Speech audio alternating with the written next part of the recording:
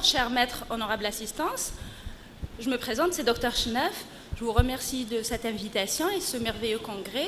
On va parler aujourd'hui de la prise en charge chirurgicale dans la maladie thyroïdienne différenciée métastatique et évolutive. Le cancer de la thyroïde est le cancer endocrinien le plus fréquent. Le cancer différencié de la thyroïde représente 90% des cas de cancer de la thyroïde. Ils ont généralement un excellent pronostic avec un taux de survie à 10 ans qui est supérieur à 90%. Toutefois, une proportion minoritaire des patients développent des métastases à distance ou une évolution locale agressive. Le cancer de la thyroïde métastatique et évolutive pose un défi majeur en oncologie endocrinienne. Alors que la majorité des formes différenciées répondent au traitement conventionnel, certaines évolutions cliniques nécessitent une approche plus complexe, notamment chirurgicale. La gestion thérapeutique de ces formes évolutives repose sur une stratégie multimodale. Le cancer différencié de la thyroïde, il a une incidence d'environ 1 sur 10 000 habitants, mais il semble être en hausse continue. Le sexe ratio est représenté par 3 femmes versus un homme. Donc c'est un cancer plus fréquent chez les femmes. La stratification et l'évolution des risques de cette maladie. The Union for International Cancer Control a récemment, en 2018, il a sorti la 8e édition de cette classification. Ce qui nous intéresse, nous, c'est les cas évolutifs. Donc, le T4A, qui est une invasion des tissus mous sous-cutanés, de larynx, la trachée, l'œsophage ou le nerf récurrent. Par contre, le T4B, c'est l'envahissement de fascia prévertébrale, la carotide et les vaisseaux médiastinaux. Les N+, les N1A, envahissent le secteur 4, le secteur 6, et aussi le secteur 7.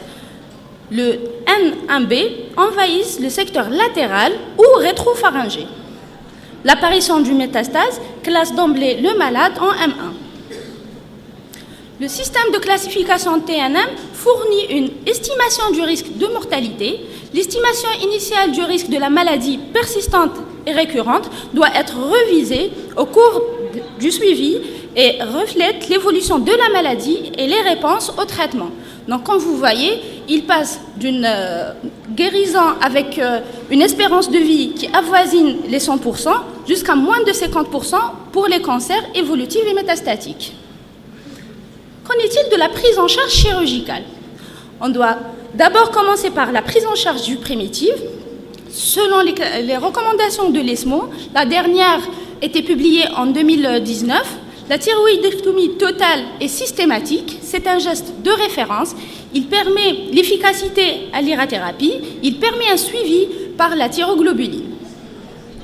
Parlons du curage. Le curage ganglionnaire central bilatéral est recommandé pour la stadification de la maladie. Le curage latéral est toujours à débattre, c'est le secteur 3, 4, plus ou moins le secteur 2. Il est prophylactique pour certains auteurs, thérapeutique pour d'autres. Généralement, il est réservé pour les secteurs qui sont envahis. Et donc, on va faire un curage du secteur envahi seulement. La prise en charge de la maladie extensive locorégionale. Les cancers différenciés de la thyroïde sont généralement des tumeurs à évolution lente, même si elles sont avancées. Cet aspect doit être le premier à être pris en compte dans le choix thérapeutique. En présence de tumeurs localement avancées envahissant les structures cervicales, la chirurgie peut être indiquée dans un but palliatif. Les objectifs de ce traitement, c'est prévenir ou soulager les symptômes obstructifs, limiter les risques d'hémorragie et d'infection, et maintenir ou améliorer la qualité de vie.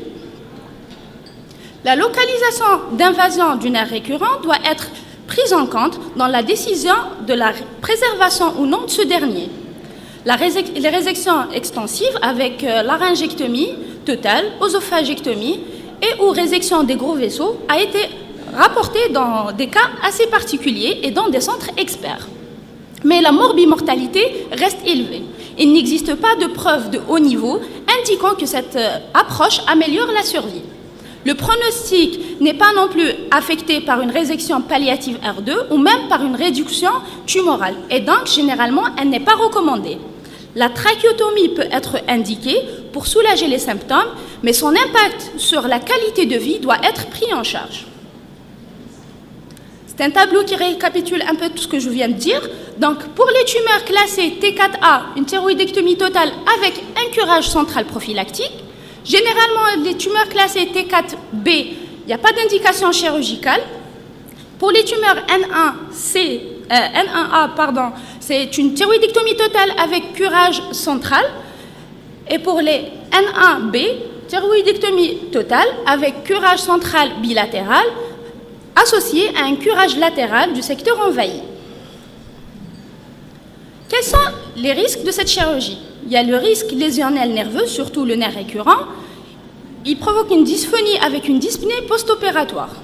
L'hyperparathyroïdie qui peut être persistante, l'hémorragie et les complications infectieuses. Elle augmente en post-radiothérapie ou même après un traitement systémique.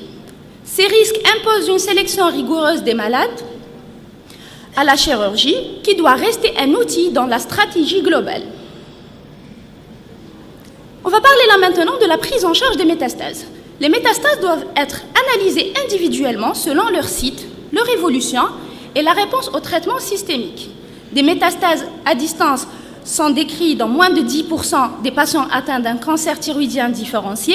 La moitié sont présents au moment du diagnostic. Les sites les plus fréquents sont les poumons et les os. Les métastases osseuses, fréquentes dans le cancer folliculaire, la chirurgie peut viser une stabilisation, comme exemple en cas de risque fracturaire. Une exérèse complète, elle est rarement indiquée. Une réduction tumorale associée à une cimentoplastie ou même une radiothérapie. Les métastases cérébrales, l'indication opératoire est liée quand c'est une lésion unique, symptomatique ou menaçant le pronostic neurologique, souvent suivie par une radiothérapie. Les métastases pulmonaires, la chirurgie est rarement indiquée, sauf si la lésion est unique, résistante à l'iode et symptomatique. La stratégie thérapeutique repose sur une concertation multidisciplinaire impliquant des endocrinologues, des chirurgiens, des médecins nucléaires, oncologues et radiothérapeutes. L'iode radioactif, réservé au cancer différencié de la thyroïde, après stimulation par la TSH. Le lenvatinib et le sorafenib devraient être considérés comme le traitement systémique standard en première intention en cas de cancer thyroïdien différencié réfractaire à l'irathérapie. La thérapie ciblée, l'inhibiteur de la tyrosine kinase, pour les cancers différenciés radiorésistants.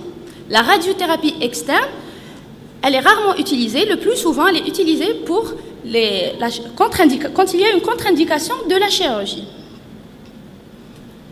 On récapitule un peu pour les métastases. Si on a une métastase asymptomatique stable, donc suivie, métastase asymptomatique qui progresse, si elle est unique, on va faire un traitement local. S'ils sont multiples, traitement systémique. Si elle devient symptomatique, cette métastase, unique, donc un traitement loco-régional, soit par une thérapie ciblée, soit par une chirurgie. Si elles sont multiples, on passe au traitement systémique. Qu'en est-il du pronostic? Le pronostic est généralement bon chez la plupart des patients, mais la maladie est létale chez environ 5% des cas. Un pronostic favorable est associé à un âge inférieur à 55 ans et à des tumeurs de taille inférieure à 4 cm. Le pronostic devient défavorable avec l'association à la présence de métastases à distance, la progression vers un cancer anaplasique de la thyroïde, c'est vrai que ça reste rare, et à des tumeurs avec mutation du promoteur du gène TERT, en plus d'une mutation activatrice du V600E de BRAF ou la mutation activatrice du RAS. Comme on voit ici, un tiers des cancers thyroïdiens différenciés métastatiques ont une rémission complète avec une survie à 10 ans qui avoisine les 90%. Un tiers aussi fixe bien initialement, mais on n'arrive pas à obtenir une guérison totale, la survie à 10 ans, elle est de 30%. Pour le reste, ceux qui ne fixent pas, la survie, elle est à 10%. Le suivi est fait par une surveillance biologique, surtout la thyroglobuline. L'échographie, c'est un outil le plus efficace pour détecter la maladie structurelle.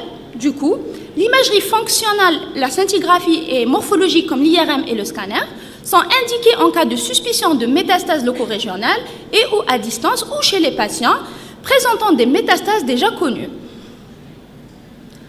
Pour conclure, la chirurgie conservatrice conserve sa place stratégique mais nuancée dans la prise en charge des cancers thyroïdiens évolutifs et métastatiques. Bien qu'elle ne soit pas systématique, elle peut apporter un bénéfice significatif dans certaines situations bien ciblées. Son indication doit reposer sur une évaluation rigoureuse du rapport bénéfice-risque, intégrée dans une démarche multidisciplinaire.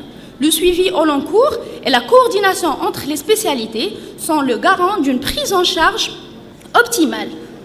Il ne faut jamais oublier ne pas être plus délétère que le cancer. Je vous remercie.